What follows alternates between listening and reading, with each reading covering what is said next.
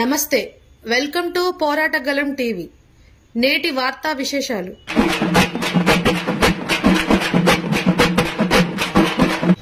మిత్రులారా, ఈరోజు చాలా ఇంపార్టెంట్ విషయాన్ని ఈ ప్రపంచానికి అందించాల్సిన బాధ్యత మాపై ఉందనే ఉద్దేశంతో ఈరోజు కూడా ప్రెస్ మీట్ పెట్టడం జరిగింది. ప్రధానంగా అయ్యా కృష్ణమాది గారు, మీకు 2 చేతులు ఇచ్చి నమస్కారం చేస్తున్నాం. ఇప్పటికైనా మాదిగలని మాదిగ ఉపకులాలని బాగుపడనివ్వమని ప్రార్థిస్తా ఉన్నాం. ఈ సందర్భంగా మీ వల్ల నాలాంటి వాళ్ళు 100,000 మంది వచ్చి వాళ్ళ కుటుంబాలు చిన్న భిన్నమైపోయి ఇల్లు లేక జీవనవృత్తి లేక చాలా ఇబ్బంది పడుతున్న పరిస్థితి ఈరోజు తెలంగాణ రాష్ట్రంలో తాండవిస్తా ఉంది. ఎంతో మంది ముఖ్యమంత్రులు పోయినాక కాంగ్రెస్ ప్రభుత్వం ద్వారా వచ్చినటువంటి రాష్ట్ర ముఖ్యమంత్రి వర్యులు గౌరవనీయులు రేవంత్ రెడ్డి గారు మాదిగ యొక్క పరిస్థితిని చూసి మాదిగ జేఏసీ యొక్క అనేక రకాల విజ్ఞప్తులు ఉద్యమాల ద్వారా పరిశీలించి కమిషన్ వేసి వర్గీకరణ అసెంబ్లీలో తీర్మానం పెడితే దీన్ని తిరిగి తిరోగమనం వైపు తీసుకెళ్లడం అనేది చాలా బాధాకరమైన విషయం. దయచేసి మీ యొక్క విధానాన్ని, మీ పద్ధతిని మార్చుకుంటారని చెప్పి ఈ సందర్భంగా ఆశిస్తూ, జాతికి ఉద్యమ నాయకుడుగా నిలబడాలంటే నువ్వు ఖచ్చితంగా ఇప్పటికైనా ఈ చట్టాన్ని ఒప్పుకొని మాదిగలకు న్యాయం చేయాల్సిన బాధ్యత ఉందనే విషయాన్ని మేము స్పష్టం చేస్తా ఉన్నాం. అయ్యా, మళ్ళొక ప్రశ్న మిమ్మల్ని కృష్ణమాది గారికి. 30 సంవత్సరాలు రాజ్యాధికారం వైపు మాదిగలని మాదిగ ఉపకులాలను పోనీయకుండా చేసి ఉద్యమాన్ని నడిపించిన మీకు వర్గీకరణ చేస్తున్న తర్వాత రాజ్యాధికారం వైపు రాకుండా కుప్పిగంతల మాటలతోటి, కప్పదాటు దిమ్మలతోటి, అదేవిధంగా అమ్ముడుపోయే స్వభావం ఉన్న మాదిగలు వీళ్ళని ప్రపంచానికి తెలియపరిచే విధంగా మొత్తం మాదిగలను అమ్ముడుపోయేటట్టుగా గంభగుత్తంగా మీరు చూపిస్తున్న పద్ధతి చాలా బాధాకరంగా ఉంది. ఇది మీరు మార్చుకోవాలని చెప్పి విజ్ఞప్తి చేస్తా ఉన్నాం కృష్ణమాది గారికి. ఇంకొక విషయం స్పష్టం. అయ్యా,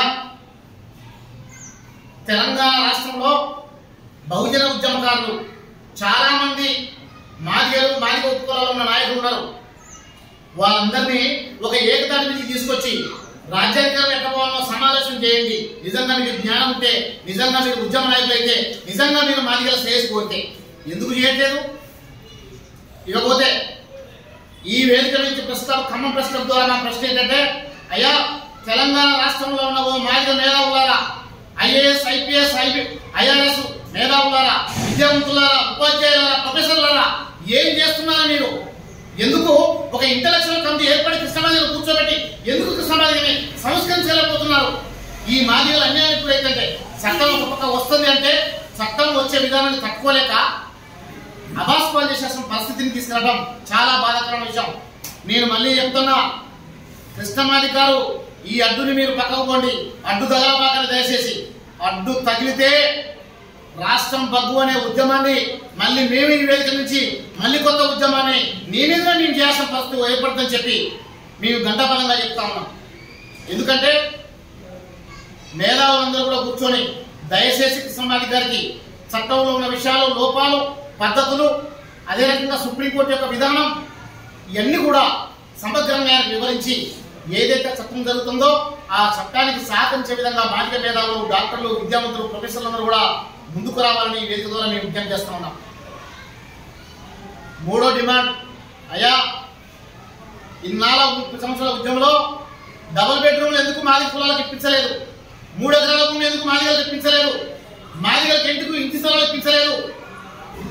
దీనికి ఎవరు చేయాలి పోరాటం? ఇల్లు లేకుండానే ఉండాలా? భూమి లేకుండానే ఉండాలా? చదువు లేకుండా, ఉద్యోగం లేకుండా ఇంకా ఉండాలా?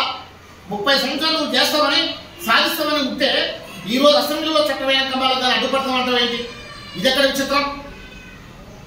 షమీమ్ అఖ్తర్ గారి కమిషన్ని ఈ రాష్ట్ర ప్రభుత్వం నియామకం చేస్తే కృష్ణమాది గారు అనేక రకాల దఫాలుగా కమిషనర్ గారి దగ్గర కూర్చొని మీ దగ్గర కూర్చొని ఇంటలెక్చువల్ విధానాన్ని ఎందుకు ప్రజెంటేషన్ చేయలేదు? మీరు 3 నెలలు టైం ఇస్తే 3 నెలల్లో ఎందుకు కలలేదు మీరు? ఈ రోజు మళ్ళీ ఆహ్వానం ఎందుకు, టైం పొడిగించడం ఎందుకు చెప్తున్నారు? కారణం ఏంటి? అసలు దీని వెనక వస్తున్న కుట్ర ఏంటి? ఇదేమన్నా అమ్ముడుపోయే విధానమా? లేదు మాదిగ జాతి మొత్తాన్ని ఆగం చేసే పద్ధత? ఈ పద్ధతి మార్చుకోవాలని చెప్పి విజ్ఞప్తి చేస్తున్నాం. మీరు మా నాయకుడని యావత్ జాతి గర్వించాలంటే ఖచ్చితంగా అసెంబ్లీలో చట్టానికి మీరు సహకరించాలి. లేదనుకుంటే చరిత్రలో చాలా మంది ఏ ప్రజలైతే లీడర్లు నిలబెట్టారో ఆ ప్రజలతోటి రాళ్ళ దెబ్బలు తిన్న చరిత్ర మనం చదువుకున్నాం. దయచేసి మీరు అలాంటి కోరికలు కోరుకోవద్దు. దయచేసి ఏ జాతి కోసం చేశారో అదే జాతి మిమ్మల్ని వెంటబడే పరిస్థితి ఏర్పడుతుంది. కాబట్టి దయచేసి ఇప్పటికైనా మీరు గమనించుకోవాలని చెప్పి నేను విజ్ఞప్తి చేస్తా ఉన్నా.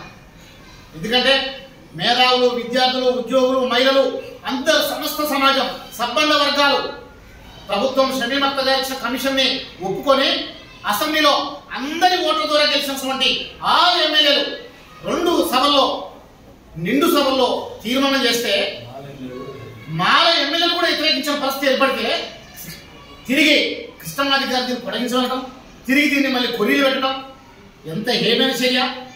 కృష్ణమాది గారు ఇది సమస్త సమాజం మిమ్మల్ని హేమైన చర్యగా చూస్తుంది. దయచేసి అంతవరకు మీరు తెచ్చుకోవద్దని మీరు విజ్ఞప్తి చేస్తూ ఇప్పటికైనా మీరు మాదిగల కోసం, మాదిగల ఉద్యమ నాయకుల కోసం, లేదు మాదిగ యావత్ జాతి కోసం, మాదిగ ఉపకులాల కోసం, మాల ఉపకులాల కోసం, మాలల కోసం కూడా సమస్త 59 కులాల కోసం, తెలంగాణలో ఉన్న వాళ్ళ కోసం మీకు దమ్ము ధైర్యం ఉంటే ప్లీజ్ కమాన్ రాజ్యాంగ వైపుగా ఒక విషయాలని ఒక కదిలికిష్టని లేదు ఒక నల్లసూరు ప్రకాశ్ లాంటి వాళ్ళందరూ కూర్చోబెట్టు, ఇంటలెక్చువల్ కూర్చోబెట్టు, ఒక ఫోరం స్టార్ట్ చేయి, ఒక ఉద్యమం స్టార్ట్ చేయి. దమ్ముంటే ఎందుకు చేయవు? అది శాతం మళ్ళీ ఇది చేసేదాన్ని అడ్డుపడే పరిస్థితి ఏమైనా చర్య. దయచేసి ఓ పిడమర్తి రవి నాయకుడు జేఏసీగా ఉండి తెలంగాణ సాధన చేసిన తర్వాత నా జాతి కోసం అని చెప్పి మళ్ళీ ఈ కులంలో పుట్టినవాడు వచ్చి ఈ రాష్ట్ర ప్రభుత్వాన్ని అనేక విజ్ఞప్తులు ఇచ్చి కాళ్ళు గడ్డం పట్టుకొని ఈ కులం ప్రకారం ఎంత జనాభా ఉందో వాళ్ళకి నాకు 12% వాటా కావాలని ఫైల్ చేస్తే షమీమ్ అఖ్తర్ కమిషన్ 9% మాదిగలకి న్యాయబద్ధంగా ఉంటుందని ఇస్తే దాన్ని కాదని మళ్ళీ దాన్ని నువ్వు కొరీలు పెట్టడం చాలా బాధాకరమైన విషయం. ఇది తప్పు. దయచేసి మీరు వాళ్ళ ఆలోచించండి. అట్లనే మా ఉపకులాల కోసం కాకుండా మేమేదో తింటామని చెప్పట్లే. ఇన్నాళ్ళు కూడా నువ్వు చేసినంత మేమేం తినలే. ఉద్యమంలో నీతో పాల్పంచుకున్న వాళ్ళందరూ ఇలా ఇల్లు లేక, తిండి లేక, తిప్పలు లేక, పిల్లల చదువు లేక, ఆర్థికంగా లేక అలమటించిపోతా ఉన్నారు. వాళ్ళ కోసం ఒకసారి ఆలోచించు. అమరులు లేక 3 మంది వాళ్ళ కోసం ఒకసారి ఆలోచించు. నిన్న కాక మొన్న ₹1,00,000 కోసం కాలికి గజ్జ కట్టి సంఘాలు దప్పచేయడం కోసం లక్షలాది మంది సాంస్కృతిక ఉద్యమం కోసం మాదిగలు మొత్తం కళాకారులు తయారైతే కళాకారుల గురించి ఒక విషయం మాట్లాడాలి. కళాకారుల కోసం చిన్న విషయాన్ని చాటి చెప్పవు. ఊళ్ళలో చాటింపే విషయాన్ని పెన్షన్ చేయాలని చెప్పవు.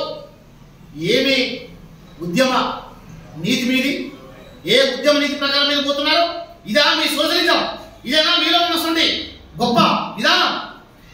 ఇది నేను ప్రశ్నిస్తాను దయచేసి. కాబట్టి మందకృష్ణమాది గారిని ఇప్పటివరకు నేను ఎప్పుడూ ప్రశ్నించలేదు. ఇప్పుడు ఎందుకు ప్రశ్నిస్తున్నా అంటే ఇదే ఏబిసిడి వర్గం కాకపోతే పెట్రోల్ పోసుకొని ఆత్మహత్య చేసుకుంటానని ప్రకటించాను నేను 1995లో ఖమ్మంలో పెవిలియన్ మీటింగ్ లో. మరి ఈరోజు 35 సంవత్సరాల తర్వాత వర్గీకరణ, 30 సంవత్సరాల తర్వాత వర్గీకరణ అవుతుంటే 2025 అంటే 30 సంవత్సరాల క్రితం ప్రకటించారు. వర్గీకరణ అవుతూ చట్టం చేస్తున్నట్టంటే అడ్డుపడతా అంటావేంటి? మళ్ళీ నీకోసం ఎంతమంది బలిదానం కావాలి? ఎన్ని కుటుంబాలు బలిదానం కావాలి? ఇది తప్పు. దయచేసి మీకు 2 చేతులు ఎత్తి దండం పెడుతున్నారు కృష్ణమాది గారు. మీరు మా జాతికి నాయకులుగా ఉండాలనుకుంటే చట్టానికి సహకరించి చట్టం చేసి ఈ చట్టంతో ముందుకు పోవాల్సిందిగా విజ్ఞప్తి చేస్తూ రాజ్యాధికారం రమ్మని మీకు పిలుపునిస్తా ఉన్నాం. అదే రకంగా ఎవరైతే మాదిగ మేధావుల సంస్థ తెలంగాణ రాష్ట్రంలో మేధావులందరూ కూడా వెంటనే ఒక కోర్ కమిటీగా ఏర్పడి కృష్ణమాది గారిని కూర్చోబెట్టి సంస్కరించాలని చెప్పి ఈ సందర్భంగా డిమాండ్ చేస్తూ అన్ని జిల్లాల్లో ఉన్న మేధావులందరూ కూడా గెట్ టుగెదర్ ప్రోగ్రామ్ పెట్టుకున్న మేధావులందరూ కూడా డిస్కషన్ చేసి మాదిగల యొక్క శక్తిని, యుక్తిని, తెలివిని కమిషనర్ గారికి అందించి వెంటనే చట్టసభలో మరి ఏబిసిడి వర్గీకరణ చట్టం చేయడం కోసం మేధావులందరూ కూడా సహకరించాలని కోరుకుంటూ మరి అందరూ కూడా ఈ కార్యక్రమానికి స్వాగతం పలకాలని, మాదిగ చేసే ఉద్యమానికి అందరూ కూడా శాశక్తులా చేయి కలిపి ఒక ఉద్యమంగా ముందుకు రావాలని భాషిస్తూ సెలవు తీసుకుంటున్నాం.